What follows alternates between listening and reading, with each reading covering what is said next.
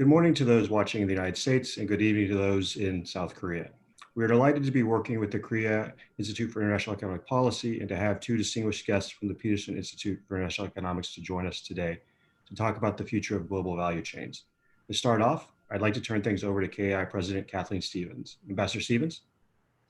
Troy, thank you, and good evening to our Korean friends, and good morning to those in the U.S., and good day to everyone else who may be tuning in for what indeed is a global and very timely issue, and that of global value chains, in particular in East Asia, in particular, looking at the world as it comes out of, as it evolves from where we are now. One of the advantages of this difficult period we're in, there are not too many, is that we are able to bring together top experts from across the world to talk about these issues. And I am so pleased that KEI is working together with our partner in Korea, KIEP, the Korea Institute for International Economic Policy, and the Peterson Institute for International Economics right here in Washington, D.C. on these topics. I just want to be very brief. I'm going to introduce our two speakers who are going to kick this off. Their full bios of the very distinguished careers, you'll see why we've invited them, are in the packages that were sent to everyone who registered. But first, it's my great pleasure to introduce our first speaker will be the new KIEP president in this job since June 2020, Kim Hung-Jong. He is a longtime KIEP scholar and expert with deep experience, not only in academia and in scholarship, but also in government positions, where over the years I watched the key role he played on issues from Korea-US Free Trade Agreement to the G20 and the crisis to APEC. And of course, he is known also for his deep expertise in Europe. And I understand that he's the president-elect of the European Studies Association of Korea for 2021, in addition to the new responsibilities taken on at KIEP. After that, we will hear from our great friend, Marcus Noland, who is the Executive Vice President and Director of Studies at the Peterson Institute. Marcus, of course, has deep global experience, but we at KEI, and I personally know him best as a unique scholar in the breadth and depth and quality of his engagement on topics related to North Korea, to its economy, to reunification, to a whole range of issues, which has really contributed, and again, I don't use the word unique very often, but in a very valuable and unique way to understanding not only, again, in the academy, but in policy circles on issues related to North Korea. So Dr. Kim, President Kim, I'll turn to you first, and then to Marcus, and then we're looking forward to a very full discussion with a good audience. Okay, yeah, thank you very much for your very kind introduction, and good morning to the United States audience, and good evening to our audience in Korea. It's my great pleasure to welcome all of you to this web seminar. I'd like to extend my gratitude to President Kathleen Stephens of KEI and Vice President Marcus Noland of the Peterson, and Dr. Where's Jeffrey Schott from PIIE as well. Dr. Choi Nakgyoon from KIEP and Senior Director Choi Stangarone of KEI today. I would also like to thank the staff members, actually, you cannot see, but of my institution and KEI for their instrumental coordination efforts leading up to this webinar. Today, we have all gathered here to share our insights and to discuss the future of changes in global value chain after the COVID-19 pandemic. And COVID-19 has had a great impact on people's ordinary life. It has inflicted a big blow, possibly fatal blow, to the world economy as well. And subsequently, global value chains in international trade, which have been shaped over several decades, has been changing a lot. Even before COVID-19, many firms from countries, including South Korea, have moved their factories from China to other regions, including ASEAN, because of the low wages and other production costs they can offer. This kind of shift has strengthened the regional value chains in these areas in ASEAN and Southeast Asia. After COVID-19 has spread, however, many difficulties in value chains arose in the areas of production and logistics due to lockdowns implemented in many countries as they strove to stem the spread of COVID-19. This has brought people to think more about the effectiveness and substantiability of GVCs during the pandemic and after. Moreover, it still remains unclear whether vaccines and medications for COVID will be available in a year or two. Thus, at this point, it's particularly timely to talk about the current states and performance of GVCs during the COVID-19 pandemics and the future of changes in GVC significantly impacted by COVID-19. One of the possible scenarios in the post-COVID-19 world is that there will be much more strong protectionism implemented in many countries, possibly in the United States and China, compared to before the pandemic. As we are all aware of, the Trump administration has strengthened this type of international trade policy since he stood up as the 45th POTUS. Even if Joe Biden is elected as the next president of the United States, I guess he is likely to apply pressure on trade partners, including Korea, to protect the United States industries instead of reviving multilateralism based on the WTO. The proposals he's making in his presidential campaign, such as Buy American, indicate his attitude toward the United States international trade policy. In the meantime, USMCA has been implemented as of July the 1st of this year. And then we Koreans are very interested in the USMCA is entering into force. Korean firms in Mexico, especially passenger vehicles and car parts firms, are concerned about how these trilateral trade agreements will impact their export to the United States.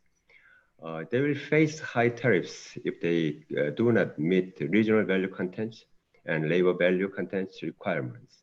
And thus, I wish for today's discussion to shed light on how the governments and firms in both the United States and South Korea will behave in global trade market in response to strengthening protectionism such as USMCA and just disruptions in GVCs due to COVID-19.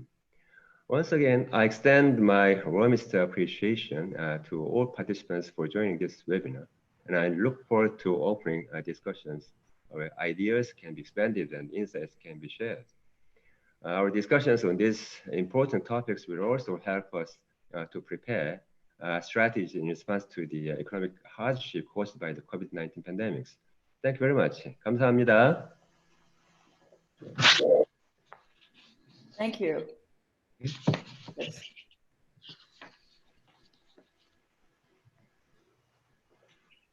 Marcus, please, the floor is yours.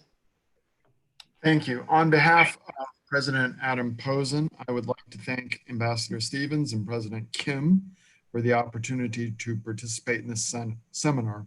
And personally, I would like to thank Ambassador Stephens for her very kind words at the outset. PIIE's relationship with Korea goes back decades. In fact, then Deputy Prime Minister Dr. Cho Sun was inspired to establish KIEP after time spent as a visiting scholar at PIIE. The similarity in our institution's names is no mere accident.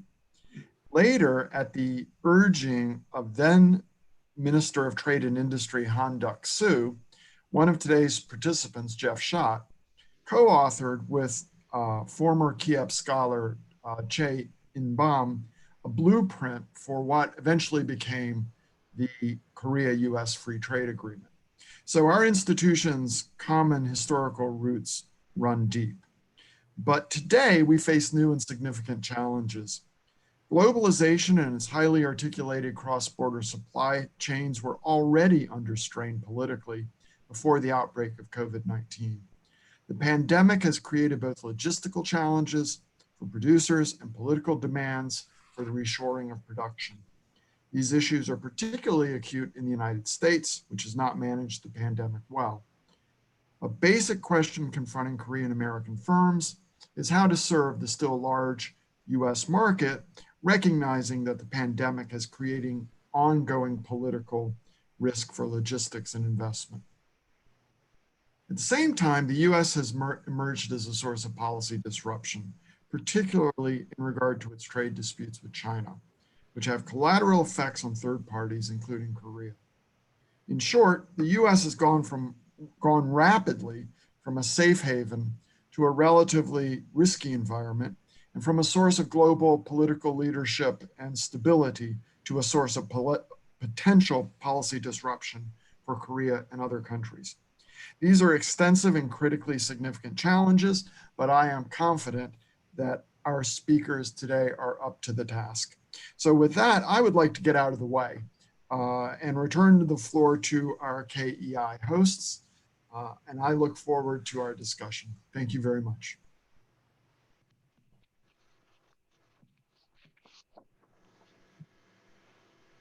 Well, thank you, Dr. Noland, and thank you, Ambassador Stephens and President Kim, for those opening remarks and helping to set the stage for what I think is going to be a very good discussion this morning.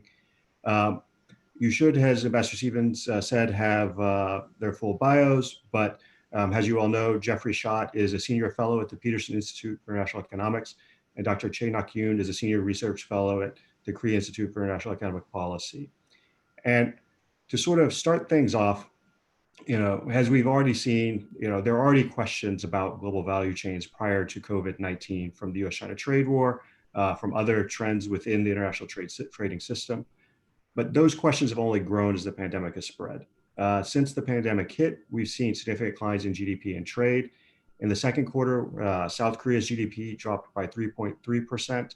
US GDP declined by 9.5%. The World Trade Organization expects global trade to decline by 13 to 32% this year. The second quarter trade numbers from South Korea show exports down 16.6%. With that context, I'd like to start with Dr. Choi. Dr. Choi, Korea was one of the first countries to see disruptions in global value chains, with Hyundai having to shut down productions for a few days due to parts shortages. Other countries in East Asia and elsewhere have also seen disruptions. How would you assess the performance of global value chains during this crisis? As you mentioned, the Korean auto industry was almost paralyzed by the disruptions in the supply chains of wiring harness, which is a bundle of wires and signals that acts like a blood vessel to a car. Due to a high percentage of manual work, most of them are produced in China to cut costs. About 87% of wiring harnesses that Korea imports are from China. Hyundai Motors stopped all of its finished car plants in February. COVID-19 led to component bottlenecks in East Asia and elsewhere. For example, Japan's Nintendo Corporation suspended domestic shipments of Nintendo Switch video games console due to a production delay in China and Vietnam. iPhone manufacturers like Foxconn and Wistron suspended all productions at their Indian plants to comply with their nationwide lockdown. Many countries restricted movements of goods as well as natural persons to prevent the spread of COVID-19.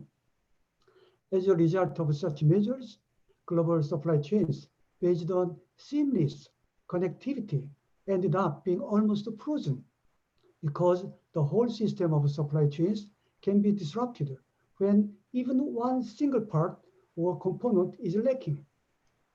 It's not surprising that global supply chains have a tendency to magnify risks from exposure to economic crisis and natural disasters in terms of frequency and magnitude. Any unnecessary dwell time in a segment of GVCs creates a substantial impact on whole production processes because intermediate goods used to cross borders many times until a final good is assembled. Differently from previous disasters, however, COVID-19 is not specific to a country or an industry, but a pandemic that affects the global connectivity of goods and services. Furthermore, the so-called bullwhip effect aggravates the negative impacts from the demand shock, where an initial demand shock tends to be magnified as one moves upstream. Currently, the global supply chains do not successfully deliver the promised products depending on a just-in-time system. Thank you. Thank you, Dr. Choi. So, Jeff, sort of building on some of this, we had seen in recent years trends towards deglobalization. Growth in international trade has been slowing since the Great Recession, and global FDI had fallen by 31% in 2019 from its 2007 peak. Do you think COVID-19 is merely going to accelerate these trends, or do you think there will be a fundamental, or do you see a fundamental rethinking of how global value chains work? Well, I think companies have been continually reassess their supply chains. And this is one of the reasons why you saw a slowing down of the growth of trade, as you mentioned, since the Great Recession more than a decade ago. We no longer have the luxury of trade growing twice as fast as GDP as we had for a long period of time in the late 20th century. And we have had a slowdown in the inflows of foreign direct investment around the world from peaks that were reached about 5 years ago. So part of this is for structural reasons. Part of it is due to the growth and the importance of China in international trade and investment, more production for domestic demand in China, less devoted for export. So there's been a rejiggering of trade and investment in that area. But we will see and continue to see changes because of the pandemic and because of the U.S.-China trade war. As Marcus Noland mentioned in his introduction, there is increased uncertainty in world trade. You don't have the anchor of the reliability of the push for continuing market opening that you had in the first half century of the post-war period. We now have a period where countries are looking to guard domestic production, try to reshore investment, and that nationalism or protectionism is going to be a continuing factor in international commercial relations for some time to come. So it's COVID we will get over, but it has added to the uncertainty and it has complicated the calculations that companies have to go through in planning their value chains.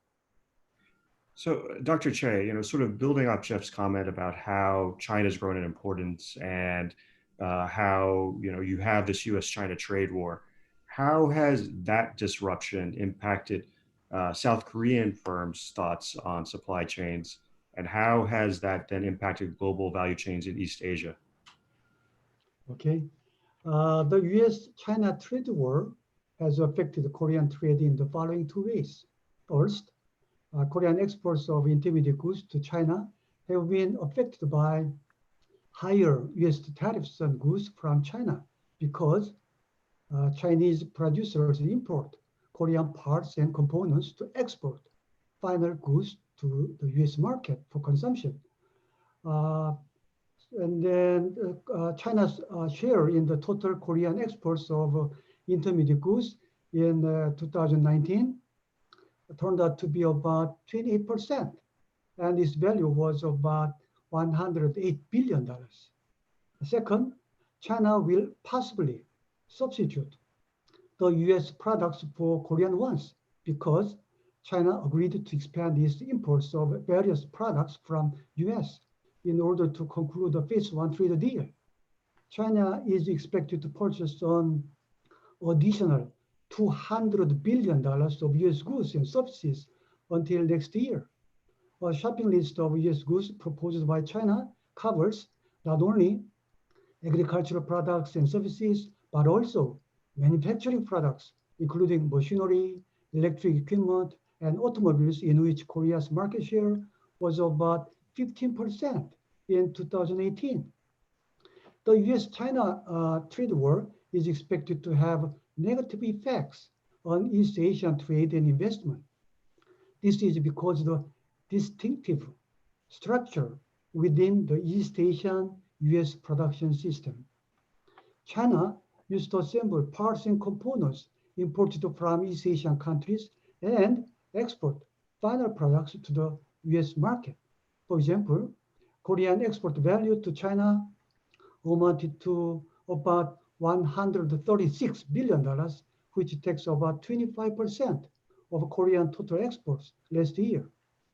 The share of intermediate goods turned out to be about 79%. It's a huge number. As the US-China trade war is getting worse, South Korean firms are positively considering contingency plan to relocate their offshore factories in China to other countries, such as Vietnam, for example. As you are well aware, the US-China trade war is not just about tariffs. It's more about the economic system and institutional framework. The US has claimed that key issues on Chinese state capitalism, government subsidy programs for state-owned enterprises, violations against the US intellectual property rights, and enforced technology transfer, among others, need to be addressed and improved to meet the global standards. It seems to me that China is not willing to modify its own party state system. Generally speaking, global value chains are endogenous to trade cost because costs are magnified as goods cross borders in global value chains many times.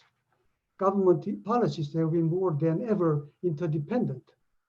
So I think that the US-China trade war will contract East Asian value chains because it increases trade costs and risks for cross-border transactions. Thank you.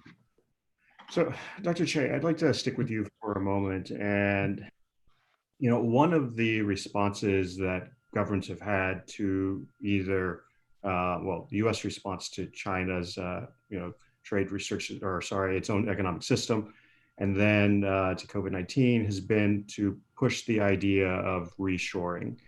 How is specifically, now that we've gone through the context of South Korea's own trade conflict with Japan, which has, seen an own effort, at least in some sectors, to try and reshore certain types of chemicals needed for semiconductor production and other things. How is reshoring seen in South Korea, and how successful has that perhaps been? Okay, I will discuss about the disruptions in semiconductor sector. The Korean semiconductor companies have been heavily dependent on Japanese chemical products, including fluorinated polyamide and photoresist and hydrogen fluoride, which were targeted by Japanese export restrictions last year. In case of fluorinated polyamide and photoresist, Japanese shares in Korean total imports were about 85 to 95%, while it was about 42% in case of hydrogen fluoride in 2018. Korea has supported leading materials, parts, and equipment companies to reduce its dependency on imports from Japan. When you compare Japan's shares in Korean imports of 3 targeted products between before and after the export restrictions, the shares of imports from Japan were just slightly decreased in case of fluorinated polyamide and photoresist. With the efforts of autonomous localization, however, Japanese share of hydrogen fluoride dramatically dropped from 42% in 2018 to 9.5% in the period following the Japanese restrictions. In addition, local production facilities for fluorinated polyamide have been established by some of the Korean companies, while DuPont, a US chemical company, plans to undertake a greenfield investment for local production of photoresist. As you mentioned, reshoring is also a feasible option to reduce risks of supply shortages.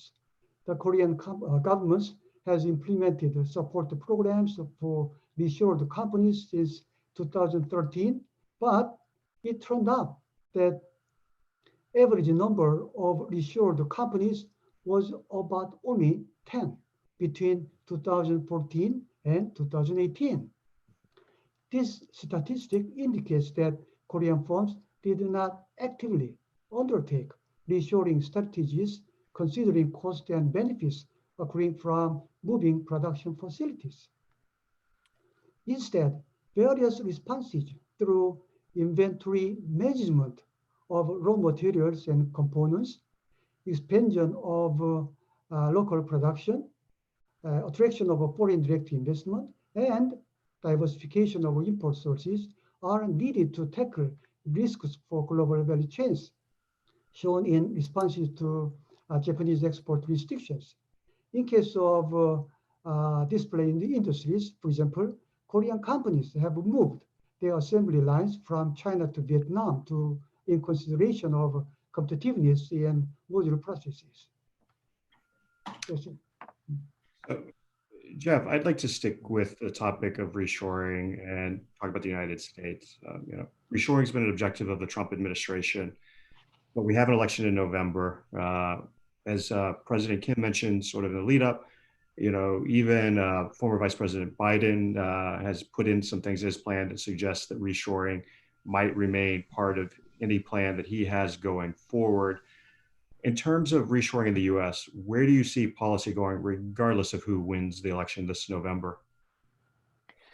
Well, I think the first thing that's going to drive the policy in this area is the continued uncertainty in US-China relations and the continued imposition of tariffs and restrictions, investment restrictions on high-tech trade. This is going to complicate the decisions that companies will make on what to do in terms of location of their production facilities. The companies make the decision unless they are coerced to do so by government mandate. And there, the President of the United States has authorities under the Defense Production Act, under the International Emergency Economic Powers Act, in the case of the national emergencies, to force companies to reshore. But that is something that the Trump administration tried to do with the Defense Production Act and found out you have to actually do your homework before you can invoke these authorities, because the action can be very disruptive to domestic production and employment. So there, I think there would be a sharp difference between the Trump administration and a prospective Biden administration in terms of reshoring. Both want more investment and production in the United States. The Trump administration's approach has been to try to force feed that companies to change their policies by raising the cost of overseas production, by inhibiting the ability to import, and therefore to break existing supply chains. If in the Biden plans, and of course these are just plans that have been put out in the course of a political campaign, but in the Biden plans, the emphasis is more on competitiveness and taking through government policies, through government subsidies for innovation, especially in manufacturing sector and there especially in microelectronics, to promote innovation in the United States and production of new technologies in the United States. So the use of subsidies more than disruptive import and export restrictions. And I think this would follow a very long-standing precedent that the United States has done in this area since the late 1950s, when in response to the Soviet Union's launch of the Sputnik, there was a sudden realization that the United States had to up its game. And therefore it developed the Defense Advanced Research Projects Agency to spur new high-tech developments and innovation. And that led to both military and commercial applications. I think for a similar reason, we're going to see more in the United States in this type of activity in manufacturing and also in pharmaceuticals to develop new vaccines, new therapeutics to promote and advance U.S. innovation and the health of the U.S. economy. So, Jeff, to stick with sort of this broader theme, well, not necessarily reshoring, but a shift in the Trump administration. After being very sort of unilateral, there has been a movement towards more multilateral efforts with this idea they put forward of an economic prosperity network. The U.S. has reportedly discussed the idea with Vietnam and India, but with global value chains turning into regional value chains and the U.S. declining in importance in ASEAN and India, China growing in importance to both areas as well. Do you see basically the possibility of the establishment of something like an economic prosperity network? And what kind of roles, if it did come into fruition, did you see countries in ASEAN or India potentially playing? Well, when I read about this new initiative developed in the State Department and the administration, all the threads didn't seem to tie together. Because we've had initiatives like this before. There has been in the defense sphere, the Indo-Pacific strategy, which has had some military applications, but very little in the economic front. This seems like trying to develop a similar type of economic initiative, but done by people who haven't done their homework on terms of what's going on in economics and in economic integration in the region.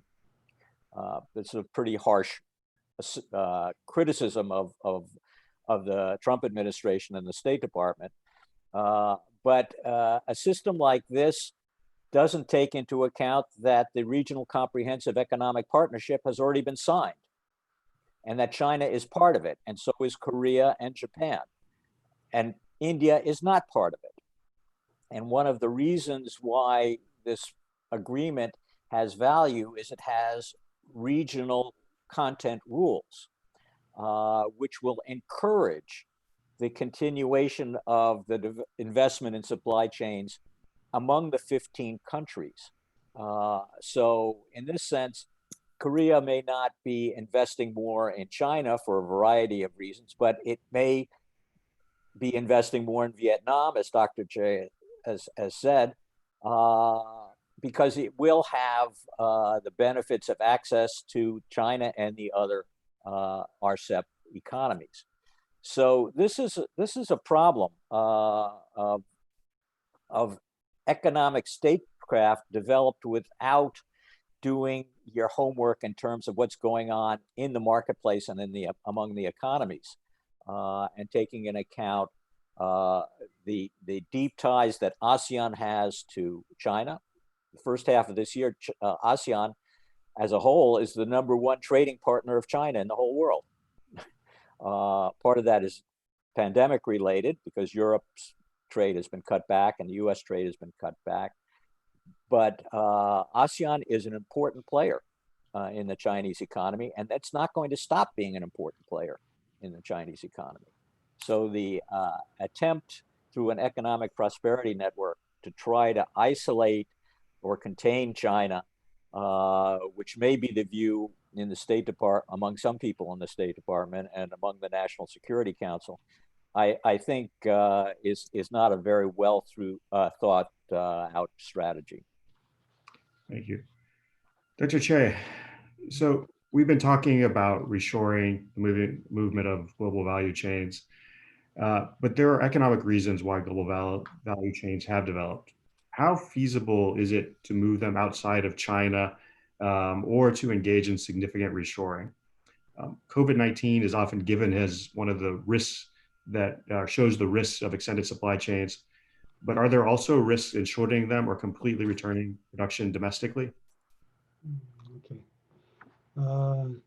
The famous scholar Richard Baldwin and Lopez Gonzalez claim that the so-called factory Asia is much closer to a network rather than hub and spoke pattern observed in factory North America and factory Europe, as processing often includes stops in multiple nations.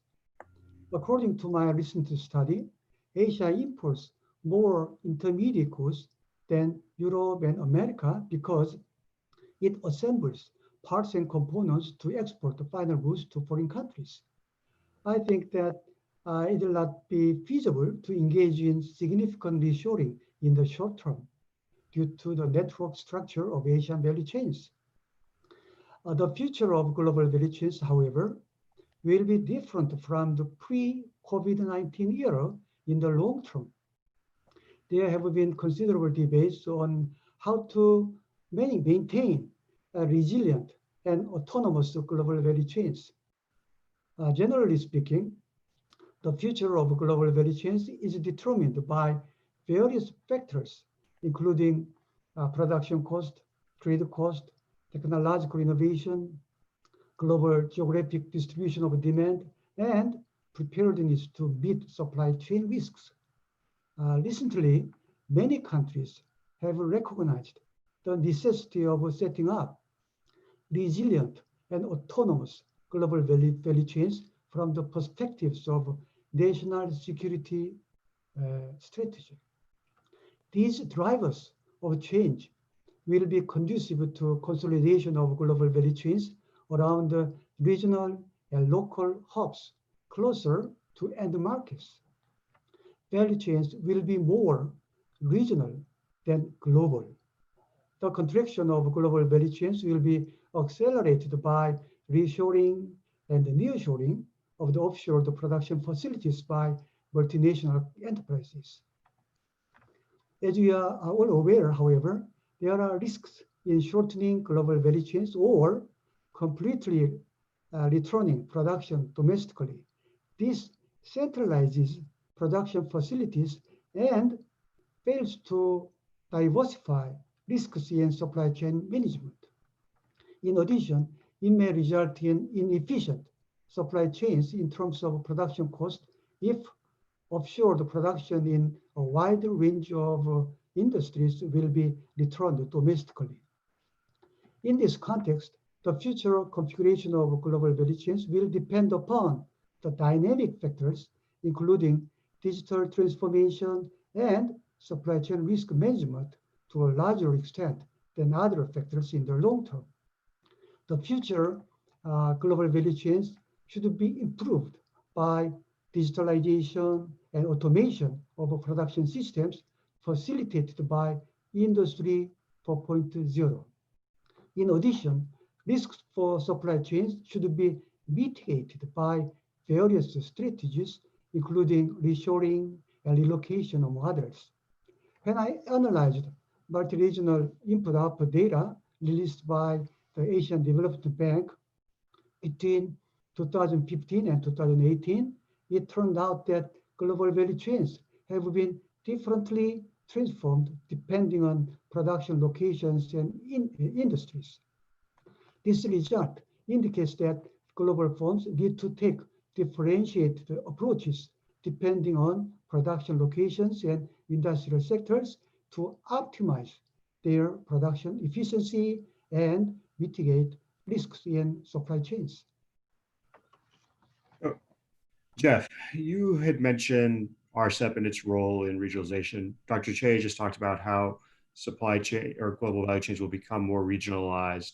So I'd like to talk to you a little bit more specifically about one aspect of this, which is the Korea, Japan, China FTA negotiations. There's been a lack of progress in these talks, but do you see the potential for a breakthrough in the relationship? Specifically, if we can see improvement in relations between Korea and Japan. And also, what do you think the impact, if we did get a CJK FTA, would be on value chains in Northeast Asia? Well, first of all, Troy, recall that there has been a trilateral CJK investment agreement that has been in force since 2014. So that already, to some extent, facilitates the development of Northeast Asian supply chain. The CJK trade negotiations have been bogged down to the extent that there have been tensions and bilateral frictions between Korea and China, and retaliation by China against Korea, and frictions between Korea and Japan in recent years. But at the same time, all three countries did participate in RCEP. And the RCEP is going to be a more shallow or lower level free trade agreement between the three countries in any event. The CJK negotiations just among the three seeks to build, at least from the Korean and Japanese perspective, a much higher quality free trade agreement than RCEP is. But RCEP will be an expansion in some areas of what is already exists today. So you have to look at it in that light.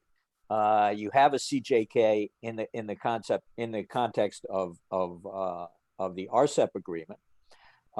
Unlikely, probably in the near term, to have forward movement in the trilateral negotiations on a higher quality agreement because of frictions with China, concerns about the U.S. reaction to dealing more with China, though that doesn't come up in the RCEP context, and the ongoing Korea-Japan disputes, which I think are hurting both countries. The last time I was in Seoul last September, I gave some public speeches about concerns about this, but the politics have trumped the economics in this area. And I think this is going to have to be revisited when both Korean officials and other officials in Asia look at the consequences of the U.S.-China trade war and the disruptions caused by the pandemic. So for our audience watching at home, I have a few more questions, but we do want to also try to get some questions in from you. If you have a question for our panel, please feel free to use the Q&A function built into Zoom, and we will try in about 5 or 10 minutes to try and move into those questions as well. But with that said, Dr. Choi, after the Trump administration withdrew from TPP, and to sort of stick with this regional theme, Japan and Australia also worked to keep the agreement alive, now has the comprehensive and progressive Trans-Pacific Partnership. Will there be a role for agreements such as CPTPP or RCEP in continuing to maintain or shape the rules under global value chains? Or, at least in the case of TPP, will they fade in significance without the US or Chinese involvement? Regional hubs, such as the US for America, and Germany for Europe, and China for East Asia, have played a crucial, central role in global value chain trade. The three regional clusters are major designers of mega FTAs, such as USMCA, EU-Japan FTA, and RCEP. According to a recent study by World Bank, China became the core of the Asia-Pacific community by transferring a large portion of foreign value added to other countries in 2011.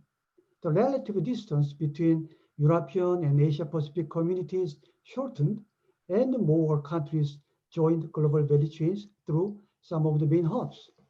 In 2015, however, a recession likely occurred in the complex global value chain networks.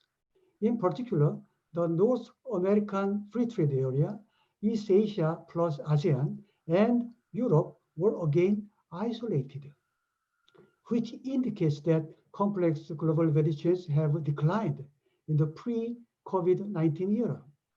Mega FTAs are expected to consolidate global value chains that have emerged. as new platforms for national development strategies. If the US join the CPTPP, then it will possibly strengthen its pivotal role as a regional hub in production networks. According to a study by Orifice and Rocha in 2015, agreements between developed and developing countries include a higher number of WTO plus provisions compared with North-North and South-South agreements. This result indicates that developed countries agree to FTAs with the developing countries to obtain deeper levels of commitments. In exchange, developing countries secure their access to larger markets. It also implies that a leadership by large countries such as the US and China will be crucial to a successful negotiation for trade-related rules under which global value chains effectively function. We have to note that recent trade agreements have deepened regional integration by improving trade rules already covered. For example, provisions regarding FTA industrial and agricultural goods, customs, SPS, and TVT, among others. Furthermore, deep trade agreement may include new rules which are not addressed in the WTO agreements. For example, provisions regarding anti-corruption, competition policy, environmental laws, and intellectual property rights, and so on. The deep trade agreements may serve as an institutional framework to ensure that global value chains function much more efficiently.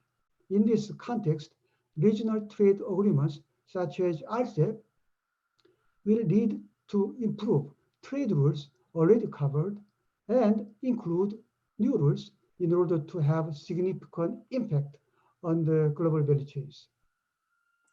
Jeff, I know you've done a lot of work on CPTPP as well. Do you have any additional thoughts you'd like to add, either in reference to the United States or China?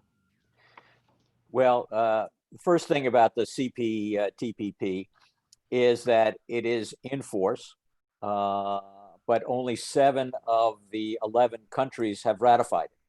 So there's still work to be done in 4 countries to complete their domestic procedures so that it is fully in place. And that means that the first priority of the membership is to get everybody on board. That will take precedence over considering new members. Second point is the US pulled out on President Trump's 3rd day in office. It will not consider going back if President Trump is reelected. If Vice President Biden is elected, his first priority will be cleaning up problems in the US domestic economy, strengthening competitiveness of US firms before engaging in a new international trade negotiations. I think he's expressed at other periods of time his interest in rejoining or revisiting the TPP, renegotiating some of its terms, and I think the 11 countries would welcome that, and I think Korea would probably welcome seeing the United States strengthening its legal engagement in the region, in economic integration arrangements in the region. But that's not going to happen as a first priority of a new Biden administration, and it won't happen at all with President Trump if he's reelected. So the main short-term or near-term conclusion is that there will be continued uncertainty about the role of the CPTPP and whether it's going to come under pressure from China to try to work with China, because China is an important trading partner of all those countries. That's a scenario that is open and people don't want to talk about. But even though China cannot meet the terms of the current CPTPP, without the United States in the club, it can perhaps influence the revision of some of those terms in ways that favor Chinese practices. That's a danger for Korea. It's a danger for the United States, and one of the reasons why both countries should be rethinking its position towards membership. So, Jeff, one last question before we move to a couple questions, hopefully from the audience. After seeing the disruptions to global value chains from COVID-19 and for geopolitical reasons, what would be your policy recommendations for Korea in establishing regional value chains in Northeast Asia, and where do trends seem to be moving? Well, I think there's going to be continued uncertainty, as I just said.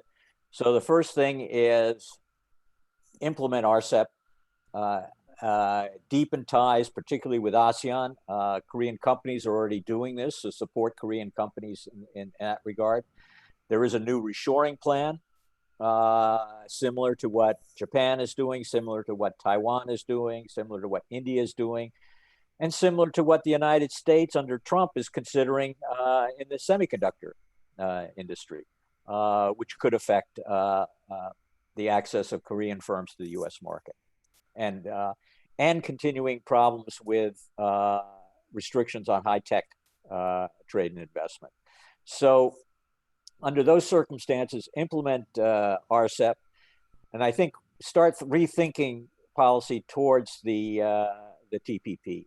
I think it's important to recognize that both forums, the RCEP and the TPP, are regional forums. And in that sense, it is easier, though not easy in any respect, to manage bilateral problems with members in a regional forum than to do it bilaterally. And so in thinking about how to manage Korea-China, Korea-Japan frictions, I think I would look forward to insights from analysis from Kiev on what could be done, or whether there are a variety of broader solutions that might be available by deepening regional associations. Thank you, Jeff. So want to move to audience questions now. And Dr. Choi, I have one from David Gossick, which sort of, I think, ties into Jeff's recommendations to an extent, which is what are Korea's current views on becoming a member of the CPTPP? Actually, it's my personal opinion that the Korean government is positively thinking about the possibility that we can manage to join CPTPP. But as far as I know, there is some preconditions for joining the CPTPP, which was stipulated about a couple of years ago. So, and then secondly, Korea already has finalized bilateral FTAs with most of the CPP member countries, except Japan. But as you know, we have some competitive disadvantage in the sectors, including electronics and automobiles and so on. So we need to design kind of a domestic support system before considering the membership of the CPTPP. Okay. Thank you. I also have a question from Heungchong. In response to COVID-19, and I'll leave this open to either of you to answer, social distancing negatively affects the services sectors. Also, the service and manufacturing sectors are interconnected. What do you think of trade and services, and would you share any thoughts on it? Okay. Dr. Choi.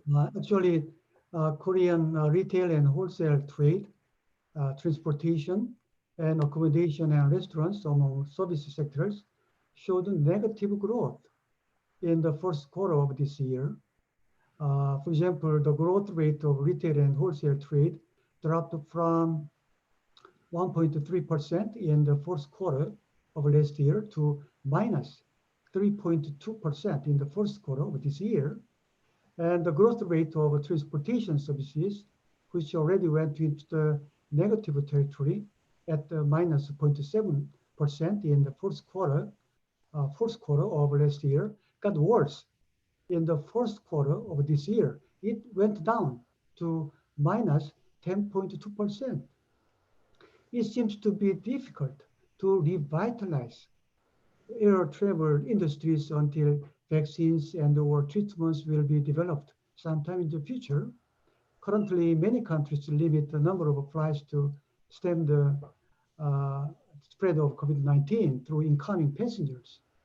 I think they may initiate consultations on how to increase the number of flights to meet the travel demand from businessmen. I'd like to discuss some positive side brought on by COVID-19.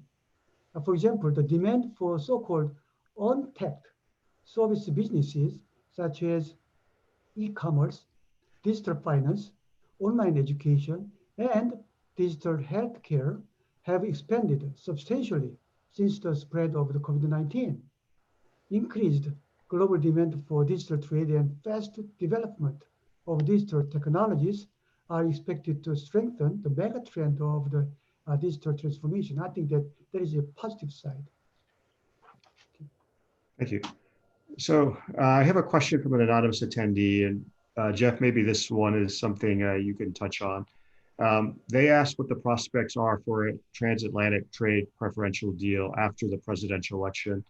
And maybe just, they don't have this in there, but to add some context, we know obviously there's been trade friction between the Trump administration and the European Union, but the EU is also pursuing its own version of Green New Deal, which might have a carbon border tax.